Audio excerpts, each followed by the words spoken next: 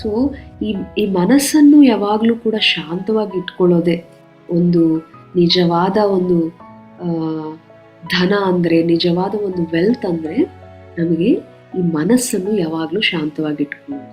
ಇದು ಮುಖ್ಯ ಮಾಸ್ಟರ್ಸ್. ಮನಸ್ಸು ಎಷ್ಟು ಗೊಂದಲವಾಗಿರುತ್ತೋ ನಮ್ಮ ಜೀವನ ಅಷ್ಟು ಗೊಂದಲವಾಗಿರುತ್ತೆ. ನಮ್ಮ ಮನಸ್ಸು ಹೇಗಿರುತ್ತೋ ನಮ್ಮ ಜೀವನ ಹಾಗಿರುತ್ತೆ.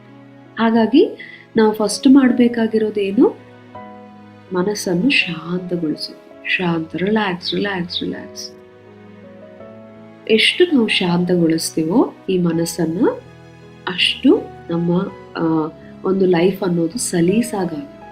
ನಮ್ಮ ಕಡೆಯಿಂದ ತುಂಬ ಕಡಿಮೆ ಒಂದು ಎಫರ್ಟ್ ಅನ್ನೋದು ಕೊಟ್ಟರೆ ಸಾಕು ಮಾಸ್ಟರ್ಸ್.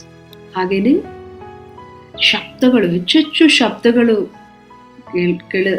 ಕಡೆ ಇದ್ದಾಗ ನಮಗೆ ಆ ಡಿಸ್ಟರ್ಬೆನ್ಸಸ್ ಅನ್ನೋದು, ಈ ಮೈಂಡ್ ಅನ್ನೋದು ಇನ್ನಷ್ಟು ಹೆಚ್ಚು ಆಜಿಟೇಟ್ ಆಗ್ತಾ ಹೋಗುತ್ತೆ. ಸೊ ಆದಷ್ಟು ರಿಲ್ಯಾಕ್ಸ್ ಆಗಿರೋ ಕಡೆ ಇರಿ, ಶಾಂತವಾಗಿ ಪ್ರಕೃತಿಯಲ್ಲಿ ಸ್ಪೆಂಡ್ ಮಾಡಿ. ಪ್ರತಿನಿತ್ಯ ಬೆಳಗ್ಗೆ ಹೊತ್ತು ಧ್ಯಾನ ಇದೆಲ್ಲ ಆದ ನಂತರ ಸ್ವಲ್ಪ ಹೊತ್ತು ಪ್ರಕೃತಿಯಲ್ಲಿ ಹೋಗಿ ರಿಲ್ಯಾಕ್ಸ್ ಮಾಡ್ಕೊಳ್ಳಿ, ರೆಸ್ಟ್ ಮಾಡಿ. ಸೊ ಆಗ ನಿಮ್ಮ ದಿನ ಒಂದು ಅದ್ಭುತವಾದ ಒಂದು ಶಾಂತತೆಯಿಂದ ಶುರುವಾಗುತ್ತೆ. ಆಗ ನೀವು ಮಾಡೋ ಒಂದು ಪ್ರತಿಯೊಂದು ಕೆಲಸ ಸಲೀಸಾಗುತ್ತೆ. ಗಮನಿಸಿ ಇದನ್ನು. ಸೊ ಈ ಒಂದು ಹೊಸ ವರ್ಷದಲ್ಲಿ ನಾವು ಈ ವಿಷಯಗಳನ್ನು ಗಮನದಲ್ಲಿ ಇಟ್ಕೊಳ್ಳೋಣ ಮಾಸ್ಟರ್ಸ್. ಹೊಸ ವರ್ಷ ಅಂದ ತಕ್ಷಣ ಹೊಸದಾಗಿ ಏನು ಮಾಡಬೇಕು ಅಂತ ಅನಿಸುತ್ತೆ. ಆದರೆ ನಮ್ಮಲ್ಲಿ ಪ್ರತಿಯೊಂದು ಅದ್ಭುತವಾಗಿದೆ. ಇವುಗಳನ್ನು ನಾವು ಗಮನಿಸ್ಕೊಂಡ್ರೆ ಸಾಕು. ಪತ್ರಿಜಿ ಯಾವಾಗಲೂ ಒಂದು ಶ್ಲೋಕವನ್ನು ನೆನಪು ಮಾಡ್ತಾ ಇದ್ರು. ಓಂ ಪೂರ್ಣಮಿದಂ ಪೂರ್ಣಮದಂ ಪೂರ್ಣಾತ್ ಪೂರ್ಣಮುದಚ್ಯತೆ ಪೂರ್ಣಸ್ಯ ಪೂರ್ಣಮಾದಾಯ ಪೂರ್ಣಮೇವಾವಶಿಷ್ಯತೆ. ಸೊ ಈ ಒಂದು ಪೂರ್ಣಮಿದಂ ಅಂದರೆ ನಾನು ಪೂರ್ಣವಾಗಿದ್ದೀನಿ. ಪೂರ್ಣಮದಂ ಅಂದರೆ ಅದು ಪೂರ್ಣವಾಗಿದೆ. ಪೂರ್ಣಾತ್ ಪೂರ್ಣಮುದಚ್ಯತೆ ಅಂದರೆ ಆ ಪೂರ್ಣದಿಂದ ನಾವು ಕೂಡ ಈ ಒಂದು ಪೂರ್ಣತ್ವ ಅನ್ನೋದು ಬಂದಿದೆ. ಯಾವುದು ಕೂಡ ಪೂರ್ಣ ಇಲ್ಲದೆ ಇರೋದಿಲ್ಲ. ಅಂದರೆ ತಾಯಿ ಪೂರ್ಣವಾಗಿದೆ, ಆ ತಾಯಿಯಿಂದ ಬಂದಿರೋ ಮಗು ಕೂಡ ಪೂರ್ಣವಾಗಿದೆ. ಹಾಗೇನೆ ಆ ಒಂದು ಪೂರ್ಣಾತ್ಮ ಪೂರ್ಣವಾಗಿದೆ. ಪೂರ್ಣಾತ್ಮದಿಂದ ಜೀವಾತ್ಮಗಳು ಬಂದಿದೆ ಅಲ್ವಾ? ಸೊ ಈ ಜೀವಾತ್ಮಗಳು ಕೂಡ ಪೂರ್ಣವಾಗಿಯೇ ಇವೆ. ಈ ಜೀವಾತ್ಮಗಳೇನೋ ಕಡಿಮೆ ತುಚ್ಛ ಅನ್ನೋದಿಲ್ಲ. ಆ ಪೂರ್ಣತ್ವದಿಂದ ಬಂದಿರೋದ್ರಿಂದ ಇದು ಕೂಡ ಪೂರ್ಣವಾಗೇ ಇದೆ. ಸೃಷ್ಟಿಯಲ್ಲಿ ಪ್ರತಿಯೊಂದು ಪೂರ್ಣವಾಗೇ ಇದೆ. ಪ್ರತಿಯೊಂದು ತನ್ನ ಅನುಭವಗಳನ್ನು ತಾನು ಅದ್ಭುತವಾಗಿ ಪಡಿತಾ ಇದೆ. ಸೊ ಇನ್ನು ನಮಗೆ ಯಾವುದಕ್ಕೆ ದುಃಖ, ಯಾವುದಕ್ಕೆ ಭಯ, ಯಾವುದಕ್ಕೆ ತೋಲನೆ, ಯಾವುದಕ್ಕೆ ಅಸ್ವೀಕಾರ, ಪ್ರತಿಯೊಂದು ಪೂರ್ಣವಾಗಿದೆ, ಸಂಪೂರ್ಣವಾಗಿದೆ. ಇನ್ನು ಯಾವುದಕ್ಕೂ ನಾವು ಅಳಬೇಕಾದದ್ದು ಇಲ್ಲ. ಓಂ ಪೂರ್ಣಮದಂ ಪೂರ್ಣಮಿದಂ ಪೂರ್ಣಾತ್ ಪೂರ್ಣಮುದಚ್ಯತೆ. ಪೂರ್ಣ ಅಂದ್ರೆ ಒಂದು ಪೂರ್ಣದಿಂದ ಇನ್ನೊಂದು ತೆಗೆದಿದ್ರೆ ಅದು ಕೂಡ ಪೂರ್ಣವೇ ಆಗಿದೆ.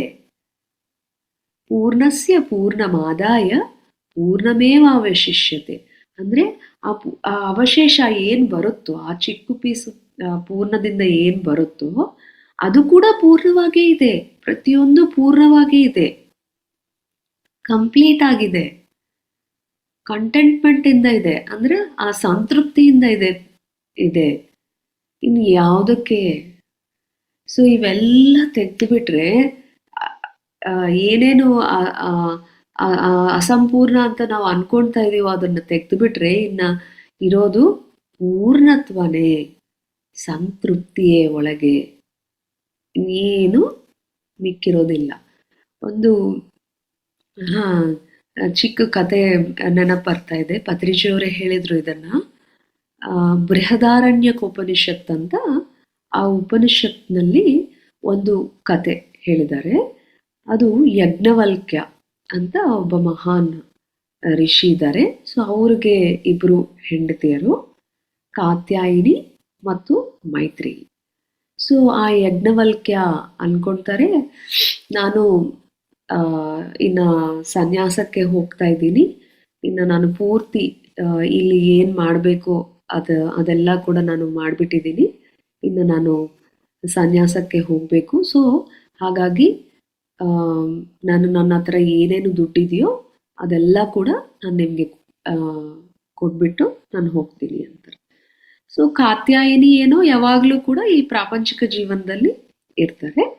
ಆದರೆ ಈ ಮೈತ್ರೇಯಿ ತುಂಬ ಅಂತಾರೆ ಆ ಬ್ರಹ್ಮಜ್ಞಾನದಿಂದ ಯಾವಾಗಲೂ ಕೂಡ ಅದರ ಕಡೆನೇ ಅವರ ಗಮನ ಇರುತ್ತೆ. ಸೊ ಆಗ ಕೇಳ್ತಾರೆ ಮೈತ್ರೇಯಿ ಯಜ್ಞವಲ್ಕ್ಯರನ್ನ, ಓಕೆ ಈ ದುಡ್ಡಿಂದ ನನಗೆ ನನಗೆ ಏನಂತೀವಿ ಇಮ್ಮೋರ್ಟ್ಯಾಲಿಟಿ ಸಿಗತ್ತಾ, ಅಂದ್ರೆ ಆ ನಿತ್ಯತ್ವ ಅನ್ನೋದು ಸಿಗತ್ತಾ ಈ ಒಂದು ದುಡ್ಡಿನಿಂದ, ಆ ಕಂಪ್ಲೀಟ್ನೆಸ್ ಅನ್ನೋದು ಸಿಗತ್ತಾ, ಆ ಇಮ್ಮೋರ್ಟ್ಯಾಲಿಟಿ ಅನ್ನೋದು ನನಗೆ ಸಿಗತ್ತಾ ಅಂತ ಕೇಳ್ತಾರೆ. ಯಾರನ್ನ? ಯಜ್ಞವಲ್ಕ್ಯರು, ಅವರ ಒಂದು ಯಜಮಾನರನ್ನ.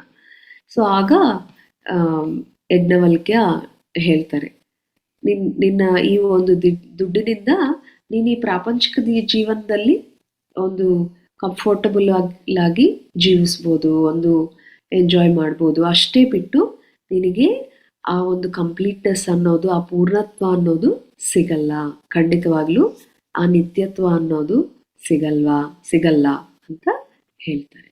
ಸೊ ಆಗ ಮೈತ್ರೇಯಿ ಮತ್ತೆ ನನಗೆ ಎಲ್ಲಿ ಯಾವ ಥರ ಸಿಗತ್ತೆ, ನನಗೆ ಆ ಮರಣ ಇಲ್ಲದೆ ಇರೋ ಸ್ಥಿತಿ, ಯಾವಾಗಲೂ ನಿತ್ಯವಾಗಿರೋ ಸತ್ಯ ನನಗೆ ಎಲ್ಲಿ ಸಿಗತ್ತೆ ಅಂತ ಮೈತ್ರೇಯಿ ಕೇಳೋದು ಶುರು ಮಾಡ್ತಾರೆ.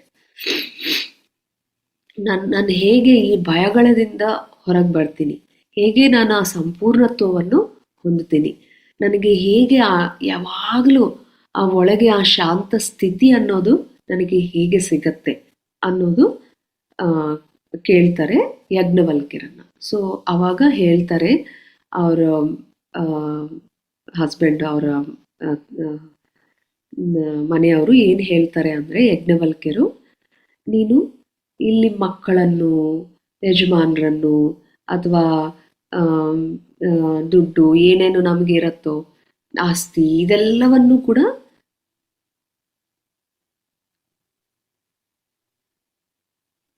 ಪ್ರೀತಿ ಮಾಡ್ತಾ ಇರ್ತೀವಿ ಅಲ್ವಾ? ಯಾವುದಕ್ಕೋಸ್ಕರ? ಮಕ್ಕಳಿಗೋಸ್ಕರ ಪ್ರೀತಿ ಮಾಡ್ತೀವ? ಇಲ್ಲ, ನಮಗೋಸ್ಕರ ಪ್ರೀತಿ ಮಾಡ್ತೀವಿ. ಪ್ರತಿಯೊಂದು ಕೂಡ ಇಲ್ಲಿ ಪ್ರತಿಯೊಂದು ಆತ್ಮ ಕೂಡ ಏನು ಪದ ಬಳಸಬೇಕು ಅಲ್ಲಿ, ಸೆಲ್ಫ್ಲೆಸ್ ಆಗಿ ಇಲ್ಲ, ಸೆಲ್ಫಿಶ್ ಆಗೇ ಇದೆ. ಪ್ರತಿಯೊಂದು ಕೂಡ ನಮಗೋಸ್ಕರನೇ ನಾವು ಮಾಡ್ತೀವಿ. ಏನೋ ನಾವು ಸೆಲ್ಫ್ಲೆಸ್ ಆಗಿ ಮಾಡ್ತೀವಿ ಅಂತ ಅನ್ಕೊಳ್ತಾ ಇರ್ತೀವಿ. ಮಕ್ಕಳನ್ನ ಪ್ರೀತಿಸ್ತಾ ಇದ್ದೀವಿ, ಯಜಮಾನರನ್ನ ಪ್ರೀತಿಸ್ತಾ ಇದ್ದೀವಿ ಅಂತ ನಾವು ಅನ್ಕೊಂತೀವಿ. ಆದರೆ ಇದೆಲ್ಲ ಕೂಡ ನಮಗೋಸ್ಕರ ನಾವು ಮಾಡ್ತೀವಿ. ಯಾಕಂದ್ರೆ ಇವೆಲ್ಲ ಇದ್ರೆ ನಾನು ಆ ಪೂರ್ಣತ್ವವನ್ನು ಹೊಂದುತ್ತೀವಿ ಅಂತ ಅನ್ಕೊಂತೀವಿ. ಆದರೆ ನಾವು ಹಸ್ಬೆಂಡ್ನ ಅಂದ್ರೆ ಮದುವೆ ಮಾಡ್ಕೊತೀವಿ. ಯಾಕೆ ಮಾಡ್ಕೊತೀವಿ? ಅವರ ಮೇಲೆ ಪ್ರೀತಿಯಿಂದ ಮಾಡ್ಕೊತೀವ? ಇಲ್ಲ, ಅದರಿಂದ ನನಗೆ ಪೂರ್ಣತ್ವ ಬರುತ್ತೆ, ನಾನು ಕಂಪ್ಲೀಟ್ ಆಗ್ತೀನಿ ಅಂತ ಭಾವನೆ ಮಾಡಿ ನಮಗೋಸ್ಕರ ನಾವು ಮದುವೆ ಮಾಡ್ಕೊತೀವಿ. ಮಕ್ಕಳನ್ನ ಯಾಕೆ ನಾವು ತರ್ತೀವಿ ಈ ಪ್ರಪಂಚಕ್ಕೆ? ಅವ್ರಿಗೋಸ್ಕರನ? ಮಕ್ಕಳ ಮೇಲೆ ಪ್ರೀತಿಯಿಂದನ? ಇಲ್ಲ, ನಮಗೋಸ್ಕರ. ಎಸ್, ನನಗೆ ಮಕ್ಕಳು ಬೇಕು, ನನಗೆ ಆ ಅನುಭವ ಬೇಕು, ಮಕ್ಕಳಿದ್ರೇನೆ ನಾನು ಪೂರ್ಣ ಆಗ್ತೀನಿ ಅಂತ ನಮಗೋಸ್ಕರ ಆ ಮಕ್ಕಳನ್ನ ಈ ಭೂಮಿಗೆ ತಗೊಂಡು ಬರ್ತೀವಿ. ಸೊ ಪ್ರತಿಯೊಂದು ನಾವು ಮಾಡೋದು ನಮಗೋಸ್ಕರನೇ. ಆ ಒಂದು ಪೂರ್ಣತ್ವದ ಹುಡುಕಾಟದಲ್ಲಿ ನಾವು ಹೊರಗಡೆ ಇವೆಲ್ಲ ಕೂಡ ಮಾಡ್ತೀವಿ. ಯಾಕೆ? ಇದೆಲ್ಲದರಿಂದ ನನಗೆ ಆ ಕಂಪ್ಲೀಟ್ನೆಸ್ ಬರುತ್ತೆ ಅನ್ನೋ ಒಂದು ಭಾವನೆಯಿಂದ ಪ್ರತಿಯೊಂದು ಮಾಡ್ತೀವಿ. ಸೊ ಆದರೆ ಯಜ್ಞವಲ್ಕ್ಯ ಹೇಳ್ತಾರೆ, ಇಲ್ಲ, ಅದು ಯಾವುದಕ್ಕೋಸ್ಕರ ನಾವು ಮಾಡಲ್ಲ, ನಮಗೋಸ್ಕರನೇ ನಾವು ಇದೆಲ್ಲ ಕೂಡ ಮಾಡ್ತೀವಿ.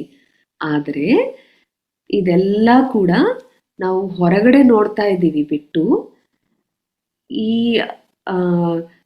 ಪೂರ್ಣತ್ವ ಅನ್ನೋದು ನಮ್ಮ ಒಳಗೇನೆ ಇದೆ ಅಂತ ನಾವು ಯಾವಾಗ ತಿಳ್ಕೊಳ್ತೀವೋ ಆಗ ಮಾತ್ರ ನಾವು ಪ್ರತಿಯೊಂದರ ಮೇಲೆ ಆ ಒಂದು ಡಿಪೆಂಡೆನ್ಸಿ ಅನ್ನೋದು ಬಿಟ್ಬಿಡ್ತೀವಿ. ಅಲ್ಲಿವರೆಗೂ ನನಗೆ ದುಡ್ಡಿರ್ಬೇಕು, ನನಗೆ ಮಕ್ಕಳಿರ್ಬೇಕು, ನನಗೆ ಮದುವೆ ಆಗ್ಬೇಕು, ನಾನು ಮದುವೆ ಆದ್ರೇನೆ ಪೂರ್ಣ, ಅಥವಾ ನನಗೆ ಮಕ್ಕಳಿದ್ರೇನೆ ನಾವು ಪೂರ್ಣ, ನನಗೆ ದುಡ್ಡಿದ್ರೇನೆ ಪೂರ್ಣ ಅಂತ ನಾವು ಅನ್ಕೊಂಡು ಪ್ರತಿಯೊಂದು ಹೊರಗಡೆನೆ ಸಂಪಾದನೆ ಮಾಡ್ತಾ ಇರ್ತೀವಿ. ಆದರೆ ಯಾವಾಗ ಪ್ರತಿಯೊಂದು ನಮ್ಮ ಒಳಗೇನೆ ಇದೆ ಅಂತ ನಿನ್ನ ದೃಷ್ಟಿಯನ್ನು ಅಂತರ್ಮುಖ ಮಾಡ್ತೀಯೋ, ನಿನ್ನ ಧ್ಯಾನ ಸಾಧನೆ ಕಡೆ ನೀನು ತಿರುಗಿಸ್ತೀಯೋ, ಆಗ ನಿನಗೆ ಗೊತ್ತಾಗತ್ತೆ ಆ ಒಂದು ಪೂರ್ಣತ್ವ ಅನ್ನೋದು ನಿನ್ನ ಒಳಗೇನೆ ಇದೆ ಅಂತ.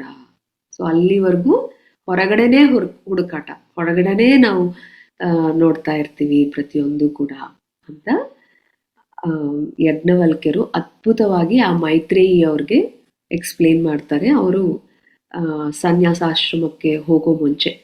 ಸೊ ಎಲ್ಲವನ್ನು ನಮ್ಮ ಒಳಗೆ ನಾವು ತಿರುಗಿದಾಗ ಆ ಒಂದು ಪೂರ್ಣತ್ವ ಅನ್ನೋದು ನಾವು ಕಾಣ್ತೀವಿ.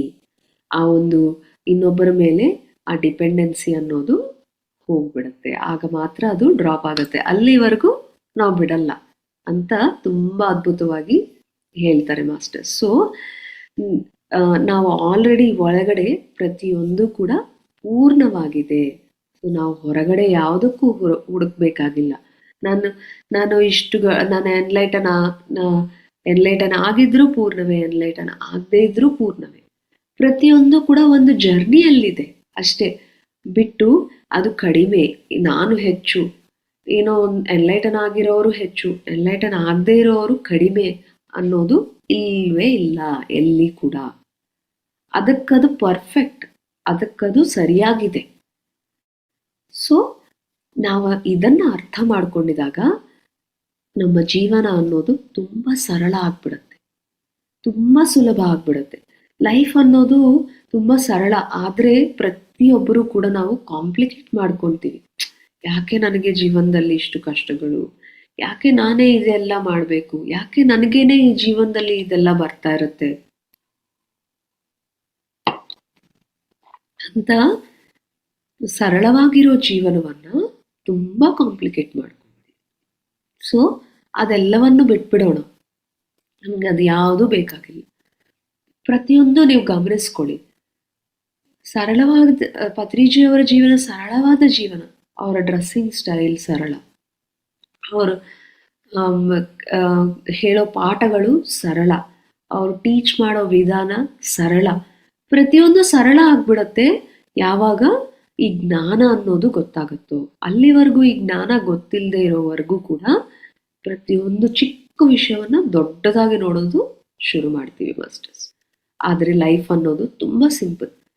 ನಾವೇನ್ ಮಾತಾಡಿದ್ರು ಕೂಡ ತಿಂತಾ ಇರ್ತೀವಿ, ಮಾತಾಡ್ತಾ ಇರ್ತೀವಿ, ಕೆಲಸ ಮಾಡ್ತಾ ಇರ್ತೀವಿ, ತಕ್ಷಣ ಒಂದು ನಮಗೆ ಒಂದು ರಿಸಲ್ಟ್ ಅನ್ನೋದು ಬರುತ್ತೆ ಅಲ್ವಾ? ಏನ್ ಮಾಡಿದ್ರು immediate result, long term result ಎರಡು ಬರುತ್ತೆ ಅಲ್ವಾ? ತಕ್ಷಣ ಬರೋ ಒಂದು ರಿಸಲ್ಟ್ ಕೆಲವು ವರ್ಷಗಳು ಅಥವಾ ಕೆಲವು ದಿನಗಳು ಅಥವಾ ಕೆಲವು ಗಂಟೆಗಳಾದ್ಮೇಲೆನೋ ಒಂದು ರಿಸಲ್ಟ್ ಬರುತ್ತೆ. ಫಾರ್ ಎಕ್ಸಾಂಪಲ್, ನೀವೇನಾದರೂ ತಿಂತಾ ಇದ್ದೀರಿ, ಆ ಕ್ಷಣಕ್ಕೆ ಆ ಮೈಂಡ್ ಅನ್ನತ್ತೆ ತಿನ್ನು ತಿನ್ನು ಇನ್ನೂ ತಿನ್ನು ಅನ್ನತ್ತೆ. ಆ ಒಂದು ರುಚಿಗೋಸ್ಕರ ಒಂದು ಗುಲಾಬ್ ಜಾಮ್ ತುಂಬಾ ಟೇಸ್ಟಿ ಆಗಿದೆ, 3-4 ತಿಂತೀವಿ, ಅದು ಓಕೆ, ಅಲ್ಲಿವರೆಗೂ ಬಾಡಿ ಸಹಿಸ್ಕೊಳ್ಳುತ್ತೆ. ಆದರೆ ಈ ಮೈಂಡ್ ಗೆ ನಾವು ಒಳಗಾಗ್ಬಿಟ್ಟು ಏನ್ ಮಾಡ್ತೀವಿ, ತಿಂತಾನೆ ಇರ್ತೀವಿ. ಆಗ ಏನಾಗುತ್ತೆ, ಆ ಕ್ಷಣಕ್ಕೆ ಅದು ಅದ್ಭುತವಾಗಿರುತ್ತೆ, ಅದು ಅಂದ್ರೆ ಅದು ಇಮ್ಮಿಡಿಯೇಟ್ಲಿ ಬರೋ ರಿಸಲ್ಟ್. ಬಟ್ ಇನ್ನು ಸ್ವಲ್ಪ ಹೊತ್ತು ಅದು ತಿಂದು ಮುಗಿಸಿದ್ಮೇಲೆ ಏನಾಗುತ್ತೆ, ತುಂಬಾ ಭಾರ ಆಗ್ಬಿಡತ್ತೆ, ಮೈಂಡ್ ಮಂಕಾಗ್ಬಿಡತ್ತೆ, ಏನ್ ಕೆಲಸ ಮಾಡ್ಬೇಕೋ ಗೊತ್ತಾಗಲ್ಲ, ಹೊಟ್ಟೆ ಭಾರ ಆಗ್ಬಿಡತ್ತೆ. ಸೊ ಇದು next result, long term result. So ನಾವು ನಮ್ಮ ಜೀವನದಲ್ಲಿ ಏನ್ ಮಾಡಿದ್ರು ಆ ಲಾಂಗ್ ಟರ್ಮ್ ರಿಸಲ್ಟ್ ಅನ್ನ ನಾವು ದೃಷ್ಟಿಯಲ್ಲಿ ಇಟ್ಕೊಂಡು ಮಾಡಬೇಕು ಮಾಸ್ಟರ್ಸ್. ಒಂದು ಮಾತು ಇವಾಗ ಮಾತಾಡ್ಬಿಡ್ತೀವಿ, ಬಟ್ ಅದರ ರಿಸಲ್ಟ್ ಏನಾಗತ್ತೆ ಅನ್ನೋದು ನಾವು ನೋಡ್ಕೋಬೇಕು. ಅದು ಗಮನದಲ್ಲಿ ಇಟ್ಕೊಂಡು ನಾವು ಮಾತಾಡ್ಬೇಕು. ಇವಾಗ ನಾನು ಮಾತಾಡ್ಬಿಟ್ಟಿದ್ದೀನಿ, ಆಗೋಯ್ತು ಅಂತ ಅನ್ಕೊಳ್ಳೋಕ್ಕಿಲ್ಲ. ಇವಾಗ ಖುಷಿ ಪಡ್ಬೋದು, ಬಟ್ ಅದರ ರಿಸಲ್ಟ್ ಯಾವಾಗಲೂ ಬರುತ್ತೆ, ಲಾಂಗ್ ಟರ್ಮ್ ರಿಸಲ್ಟ್.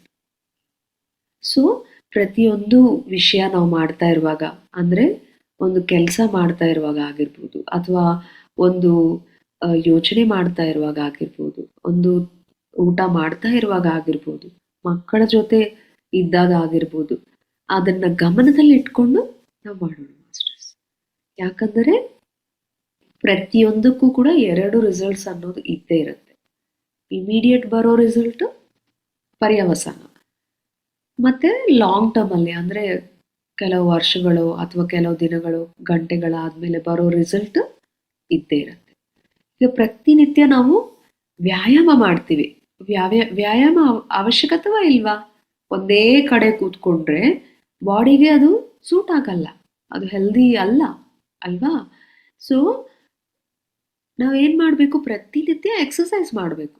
ಅದು ಸ್ವಲ್ಪ ಸ್ವಲ್ಪ ಕಷ್ಟನೇ ಆಗತ್ತೆ, ಬಟ್ ಅದರ ರಿಸಲ್ಟ್ ಏನು, ಲಾಂಗ್ ಟರ್ಮ್ ರಿಸಲ್ಟ್ ಇವಾಗ ಕಷ್ಟ ಇರುತ್ತೆ, ಬಟ್ ಲಾಂಗ್ ಟರ್ಮ್ ರಿಸಲ್ಟ್ ನಮ್ಮ ದೇಹ ಹೆಲ್ದಿ ಆಗಿರುತ್ತೆ, ಸ್ವಲ್ಪ ಸ್ಟ್ರಾಂಗ್ ಆಗತ್ತೆ ಮುಂಚೆಕ್ಕಿಂತ. ಹೌದಾ ಇಲ್ವಾ? ವ್ಯಾಯಾಮ ಇಲ್ಲದೆ ಒಳಗೆ ಆ ಬ್ಲಡ್ ಸರ್ಕ್ಯುಲೇಷನ್ ಇರಲ್ಲ, ಬಾಡಿ ಫಿಟ್ ಆಗಿರಲ್ಲ. ಹೌದಾ ಇಲ್ವಾ? ಸೊ ಪ್ರತಿಯೊಂದು ನಾವು ಲಾಂಗ್ ಟರ್ಮ್ ರಿಸಲ್ಟ್ನ ದೃಷ್ಟಿಯಲ್ಲಿ ಇಟ್ಕೊಂಡು ಮಾಡ್ತಾ ಹೋಗೋಣ. ಈಗ ಧ್ಯಾನ ಮಾಡೋದು ಕಷ್ಟ ಅನ್ಸುತ್ತೆ, ಆದರೆ ಆ ಸ್ವಲ್ಪ ಹೊತ್ತು ಓಕೆ ನಾನು ಇದನ್ನು ಮಾಡೋಣ, ಇದು ಮಾಡಿದರೆ ನನ್ನ ಮೈಂಡ್ ಕಾಮ್ ಆಗುತ್ತೆ, ಸೊ ನನ್ನ ಇಡೀ ದಿನ ನಾನು ಅದ್ಭುತವಾಗಿ ಎಫರ್ಟ್ಲೆಸ್ ಆಗಿ ಪ್ರತಿಯೊಂದು ಕೆಲಸ ಮಾಡ್ಕೋಬೋದು ಅಂತ ನಮಗೆ ನಾವೇ ಸಜೆಷನ್ ಕೊಟ್ಕೊಂಡು ಕೂತ್ಕೊಳ್ಳೋಣ ಅಂತ ಕೂತ್ಕೋಬೇಕು. ಸೊ ಈ ಥರ ನಾವು ಪ್ರತಿಯೊಂದು ಕೆಲಸ ಮಾಡ್ಕೊತಾ ಹೋಗಿದ್ರೆ ಲೈಫ್ ಸಿಂಪಲ್ ಆಗಿಬಿಡುತ್ತೆ ಮಾಸ್ಟರ್. ಸೊ ಯಾವಾಗ ಹೊರಗಡೆ ನಾವು ಡಿಪೆಂಡೆನ್ಸಿಯನ್ನು ಬಿಟ್ಬಿಟ್ಟು ನಮ್ಮ ನಮ್ಮ ನಮ್ಮ ಒಳಗೆ ನಾವು ತಿರುಗ್ತೀವೋ ಆಗ ನಮ್ಮ ಜೀವನ ಅಲ್ಲಿಂದ ಇರೋದೇನು, ಸಂತೃಪ್ತಿನೇ ಇರೋದು. ಪ್ರತಿಯೊಂದು ನಾವು ಹೊರಗಡೆ ಹುಡುಕ್ತಾ ಹೋದಾಗ ತೃಪ್ತಿನೇ ಇರಲ್ಲ. ಎಷ್ಟು ನೀವು ದುಡ್ಡು ಸಂಪಾದನೆ ಮಾಡಿ ತೃಪ್ತಿ ಇರಲ್ಲ, ಎಷ್ಟು ನೀವು ಜ್ಞಾನ ಸಮುಪಾರ್ಜನೆ ಮಾಡಿ ತೃಪ್ತಿ ಇರಲ್ಲ, ಎಷ್ಟು ನೀವು ಓದ್ರಿ ತೃಪ್ತಿ ಇರಲ್ಲ. ಬಟ್ ನೀವು ಒಳ ಪ್ರಯಾಣ ಮಾಡ್ತಾ ಮಾಡ್ತಾ ಸಂತೃಪ್ತಿ ಅನ್ನೋದು ಬರುತ್ತೆ. ಪ್ರತಿಯೊಂದು ಕೂಡ ಸರಳ ಆಗ್ಬಿಡುತ್ತೆ, ಸುಲಭ ಆಗ್ಬಿಡುತ್ತೆ. ಯಾಕಂದರೆ ನಾವೆಲ್ಲರೂ ಕೂಡ ಪೂರ್ಣವಾಗಿದ್ದೀವಿ. ನಮ್ಮ ಜರ್ನಿಯಲ್ಲಿ ನಾವು ನಮ್ಮ ಪ್ರಯಾಣದಲ್ಲಿ ನಾವು ಮುಂದುವರಿತಾ ಇದ್ದೀವಿ ಅಷ್ಟೇ. ನಾವು ಯಾರ ಜೊತೆನೂ ಕೂಡ ತುಲನೆ ಮಾಡ್ಕೋಬೇಕಾದ ಅವಶ್ಯಕತೆ ಇಲ್ಲ.